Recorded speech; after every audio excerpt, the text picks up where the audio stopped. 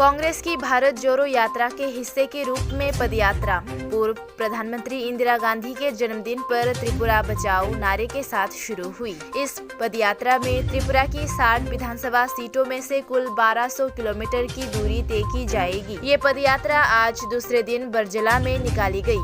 विधायक व अध्यक्ष सुदीप राय बर्मन मौजूद रहे, साथ ही उपस्थित थे कांग्रेस एससी प्रकोष्ठ के अध्यक्ष निरंजन दास, कांग्रेस नेता पंचम मिश्रा सहित अन्य।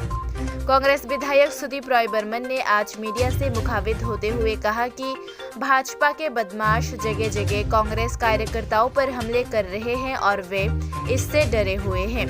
उन्होंने कहा कि भारत जोड़ो के पदयात्रा में उन्हें लोगों का अच्छा रिस्पांस मिल रहा है।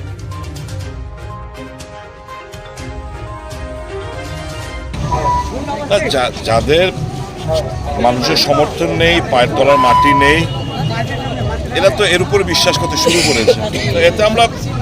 এতে করে তো আমাদের রুখতে পারবে না, বরঞ্চ মনে আরো বেশি করে জেদ আরো জন্মায়। আমাদের রাজনগরে গতকালকে যে হামলা বঞ্চিত হয়েছে, আমাদের ছেলেরা, আমাদের কর্মীরা মনে জেদ এসেছে, আরো বেশি করে তারা হাঁটবে। আজকেও তারা হাঁটছে। তো আজকে আমরা দ্বিতীয় দিনে রাজ্যের প্রত্যেকটি জায়গায় 16টি জায়গায় আজকে আমাদের পদযাত্রা অনুষ্ঠিত হচ্ছে।